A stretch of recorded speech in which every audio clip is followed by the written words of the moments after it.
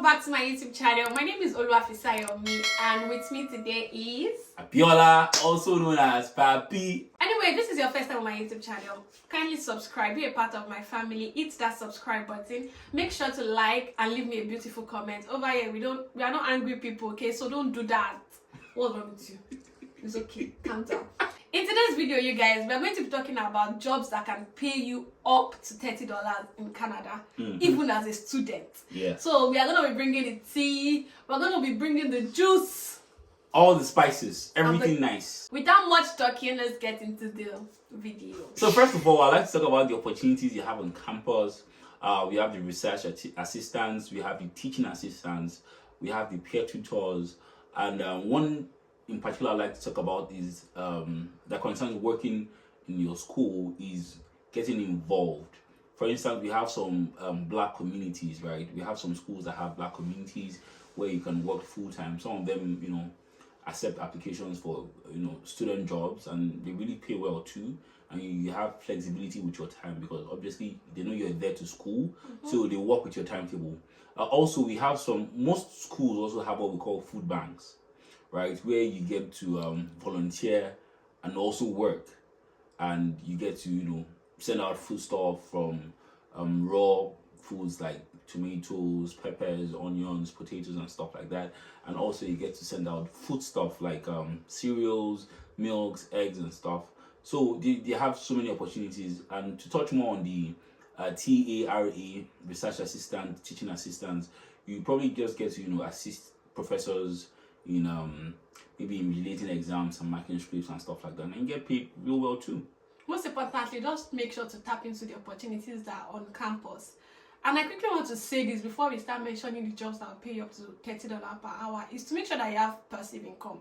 As a student, as an international student, so to say, it's going to make your life so easy if you have like another means of making money that is different from your main source of making money, like just money that comes whenever it comes. You get passive income, very, very important, you guys. Also, yeah, your school, you have stuff like job boards where you can just always walk up there, check out what is happening, and wherever you see fit. Because if you go out there, my brother, most of the jobs out there is going to break your back.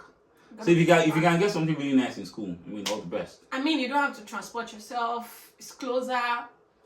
It's just so many good stuff. You don't want to be outside. You don't want to be too far. It depends on where you're staying close to school. If you're not staying close to school, sorry for you. If you're not staying close to school, the next set of jobs might just be for you. Yeah, right. So yeah. So the first job that can pay you up to $30 in Canada, in Ontario, is security jobs. I almost considered this job when I was job hunting when I first came, because it's not like it's not necessarily what you think it is. From where I came from my home country, being a security guard is a lot of work. But over here, you just see them. I'm not sure they are guarding. They are just mounted to sit at the doors and just be there sometimes. But that's guarding now. That's guarding. Yes, no. You're still guarding either way. But it doesn't look like they are guarding anything because, bro, they are just sitting there on their phones. It gives you the flexibility, right? So, yeah. Like, you can even do school work at work, and then some of them are just watching cameras. So, like, being a security guard is not a terrible job to be jobbing.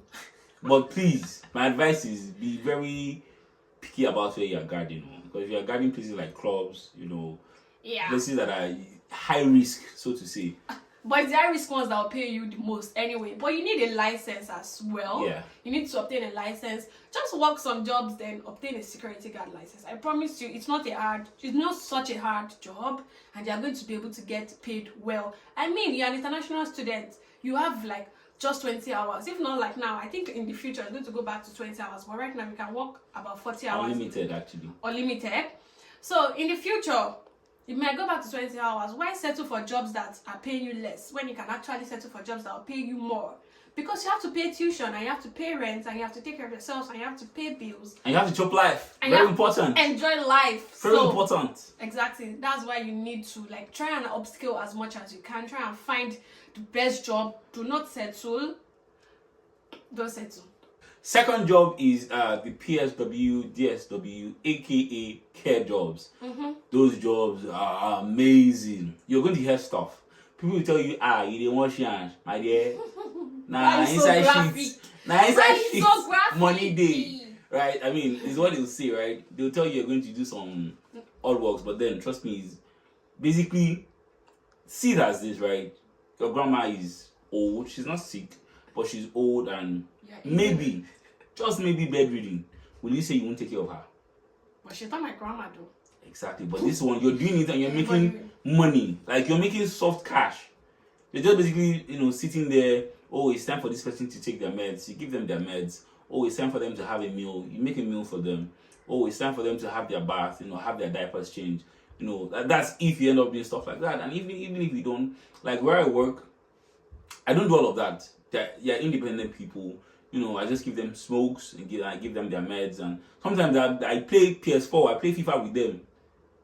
I've never lost though. Let me brag small. I beat them and trust me, the pay is good. Thou shalt not boast. Sorry. Thou shalt not boast. The pay is good, right? And for me, I do night shifts. I basically sleep sometimes because you do sleep. Yeah, sure. Can I quickly chip in something? I feel like it varies. Like PSWs and DSWs, like they are very different. There's support work and then there's personal support worker. Like if you are doing personal, you are giving care, which is just giving care. But then if it's support work, you could just work in a mental institute, housing accommodations, people with addictions, and they like make your life. It's not a lot of work, trust me, when you get to do that. Like I said, try and upskill as much as possible. If you feel like that is something for you, if you're kind of compassionate, you don't need to be passionate about anything. I'm sorry, but then you just need to earn money. So if you feel like you can do it, you can just try out. That's the job that you can earn well up to. Even in some areas, they pay more than $30. Yes. So you may want to look into that. The third one for me is a forklift operator. Now for this also, so the thing about most of these jobs is you're going to have to need a license for most of them. It's not like, back home where I come from, where you can just walk around and say, oh, guy, I can do this, and then they give you a try, like, okay, let me have it. No, you actually need a license to do it. Now, whether you can do it or not is up to you. I wouldn't say anything. You have to show proof that exactly. But then, so for a forklift operator, I believe we know what a forklift is, right? That stuff they used to carry container back home in Nigeria, leaves and stuff. I will send a picture.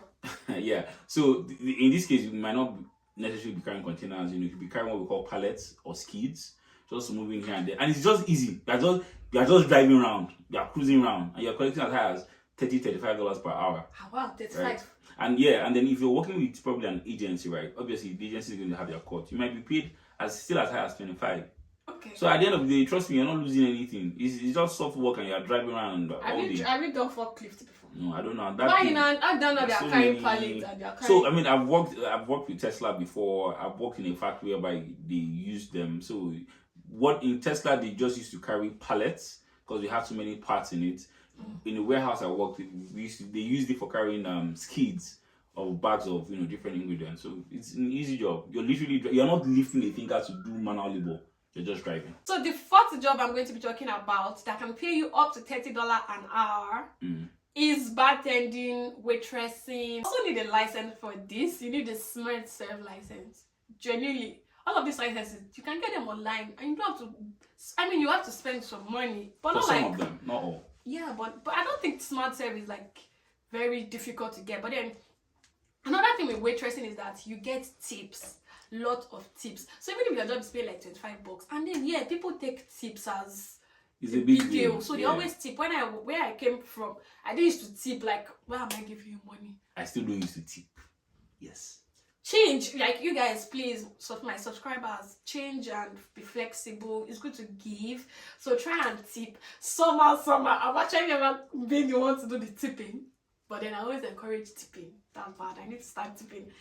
The African in me is strong. My forefathers, every time I want to tip, they are dragging me back. Anyway, guys, so we can just earn a lot of money by doing those jobs, especially when you're working in like upscale areas, you're working in downtown, you're working at high-end restaurants, obviously, especially where there's like people that are not so black, because it's black people that like tipping. True. So when you're working with like the other races, oh my god, you're gonna get loads of money, and you might end up earning even higher than what you take home per day. Yeah. And as regards tipping, that's where I'm going to go into the next one, which is delivery and cab hailing services, right? So for me, I used to think tipping was, why should I tip you? Till I started doing deliveries.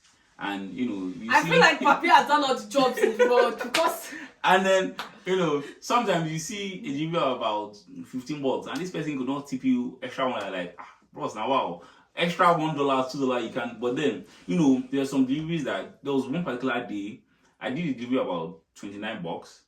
The person tipped $5 on the app, and then when I took the food stuff upstairs, the woman gave me extra $20 cash. Wow, maybe she I made liked about you. Because why would she give you $20? It was Christmas period. She was like, No. "Oh, Merry Christmas." There's something behind that. $20 after tipping you $5. She might as well just invite you to her house and give you some free accommodation. That would go a long way. But then basically, so from running deliveries, there's so many. We have Skip Dishes, we have Uber Eats, we have DoorDash, and aside that, you can also do actually cab hailing services like Uber. We have Lyft. People tip you, and you're just driving. If you enjoy driving like me, trust me, you're just driving and you're making money while you're on the road. The only thing is that your car is running mileage and you have to keep buying gas, so you have to be what if careful you kind use of car you use. Tesla? If you use a Tesla, oh well and good for you. If you can afford it, why not? By all means. I'm always very shocked when I see people driving Teslas. One day I booked an Uber and he picked me up in a Tesla. I was thinking how he was going to make his money back. How he was kind of productive. They actually make a lot of money, these Uber drivers, because I've actually asked one of them like, how much are you guys? But then using a Tesla. So one time a Tesla guy picked me up, and when I like, bro, it smells real nice. I got his name of perfume, by the way. Yes, it was a really nice perfume. But definitely, like I said, those guys make a lot of money. They make so you're judging how much he makes by the smell of his perfume. Obviously, if you're not making enough money, nothing will put your head into buying. I think that's myopic. I don't make a lot of money, but you need to see my perfumes. Well, I don't make a lot of money too, but if I show you my collection, right? So that's you can buy land in Nigeria. Yes, you guys, Papi boasts. Yes. Next point. Okay, so the next one is I don't know. Anyway, that leads us to our next point.